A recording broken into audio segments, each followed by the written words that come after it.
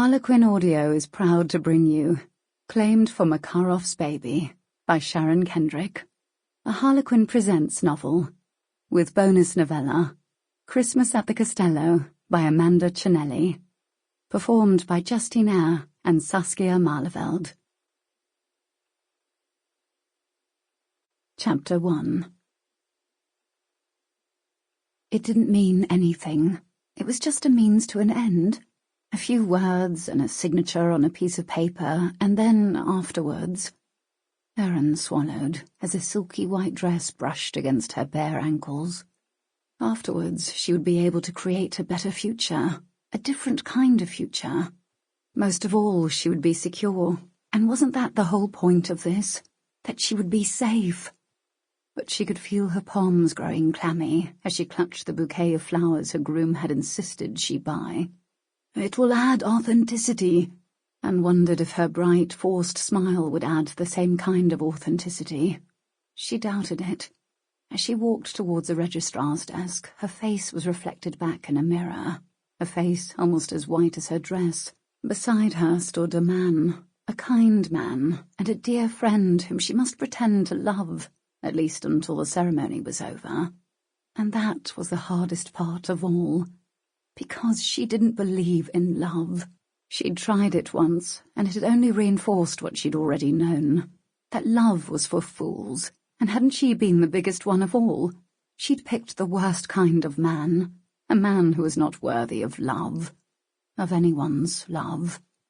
The two witnesses were sitting quietly, and the registrar was smiling too, but Erin was certain she could see suspicion in the smart, middle-aged woman's eyes.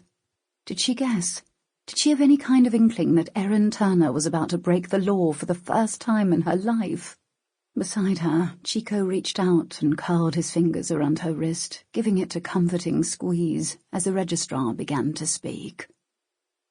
You are here to witness the joining in matrimony of Chico and Erin.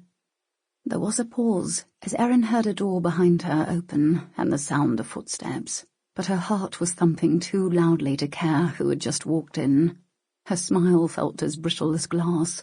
Her hand was now so slippery that she was afraid of dropping the flowers. And then the question was being asked, the question she had practiced not reacting to over and over again. If any person present knows of any lawful impediment to this marriage, he or she should declare it now.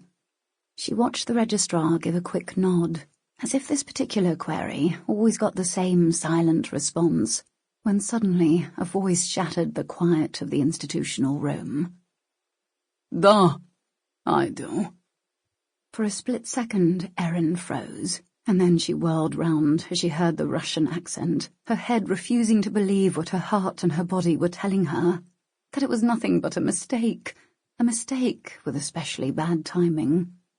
And then she was caught and captured, lasered by the brilliance of a pair of icy blue eyes, and Erin's heart plummeted, for this was no mistake. This was real as the silk flowers which stood on the registrar's desk, as real as a sudden thunder of blood to her heart.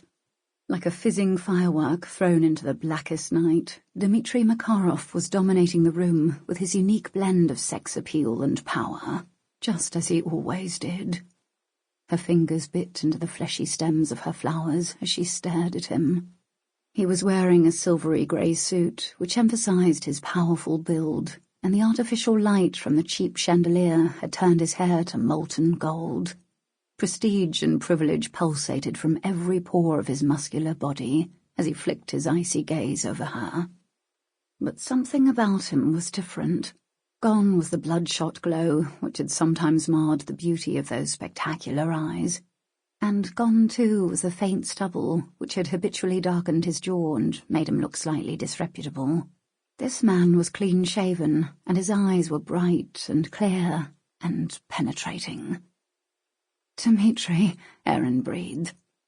"Da, the very same," he said, his voice mocking her, but the look on his face sent a shiver down her spine. "Pleased to see me, Erin."